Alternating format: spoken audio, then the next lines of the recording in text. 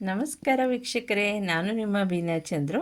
ನಾನು ಈ ದಿನ ಬೀಟ್ರೂಟ್ ಪಲ್ಯ ಮಾಡೋದು ಹೇಗೆ ಅಂತ ತಿಳಿಸ್ಕೊಡ್ತೀನಿ. ಇದಕ್ಕೆ 2 ಬೀಟ್ರೂಟ್ ತೊಗೊಂಡು ತುರಿದು ಇಟ್ಕೊಂಡಿದ್ದೀನಿ. ಈರುಳ್ಳಿ ಒಂದನ್ನು ಕಟ್ ಮಾಡಿ ಇಟ್ಕೊಂಡಿದ್ದೀನಿ.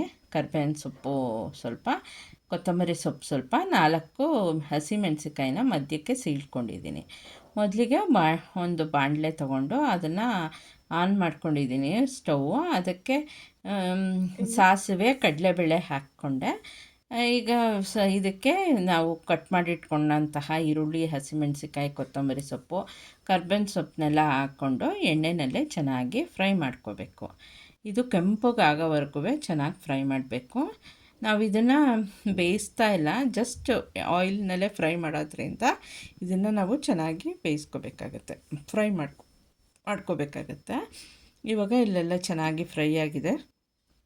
ಇದಕ್ಕೆ ನಾವು ತುರಿದಿಟ್ಕೊಂಡಂತಹ ಬೀಟ್ರೂಟನ್ನು ಸೇರಿಸ್ಕೊಳ್ಳೋಣ. ಇವಾಗ ಬೀಟ್ರೂಟು ನಮಗೆ BP ಕಂಟ್ರೋಲ್ ಮಾಡಲಿಕ್ಕೆ ಇದು ಅನುಕೂಲ ಮಾಡುತ್ತೆ.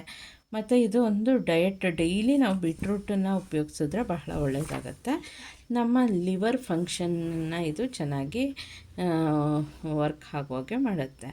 ಮತ್ತು ಲಿವರ್ ಸಿರೋಸಿಸ್ ಆಗಿದ್ದರೆ ಇವಕ್ಕೆಲ್ಲ ನಾವು ಬೀಟ್ರೂಟ್ನ ಯೂಸ್ ಮಾಡಿದ್ರೆ ತುಂಬ ಒಳ್ಳೆಯದು.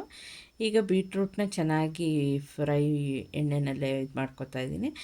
ಇದಕ್ಕೆ ನಾವು ಸ್ವಲ್ಪ ಉಪ್ಪು ಸೇರಿಸಿದ್ರೆ ಸಾಕು, ತುಂಬ ಅತಿಯಾದ ಉಪ್ಪಿನ ಅವಶ್ಯಕತೆ ಇರಲ್ಲ. ಇದರಲ್ಲೇ ಸಾಲ್ಟ್ ಕಂಟೆಂಟ್ ಜಾಸ್ತಿ ಇರುತ್ತೆ. 1 ಸ್ಪೂನಷ್ಟು ಉಪ್ಪಾದ್ರೇ ಸಾಕಾಗುತ್ತೆ. ಉಪ್ಪಿನ ಪುಡಿ ಹಾಕ್ಕೊಂಡು ಇದನ್ನು ಚೆನ್ನಾಗಿ ಫ್ರೈ ಮಾಡ್ಕೋಬೇಕು. ಈಗ ಎಲ್ಲ ಮಿಕ್ಸ್ ಮಾಡಿಕೊಂಡ್ರೆ ಎಲ್ಲ ಕಡೆ ಉಪ್ಪು ಹಿಡಿಯುತ್ತೆ. ಈಗ ಬೀಟ್ರೂಟ್ ಇದು ರೆಡಿ ಇದೆ. ನೀವು ಚಪಾತಿ ಜೊತೆಗೆ ಉಪಯೋಗಿಸ್ಕೋಬೋದು. Thank you.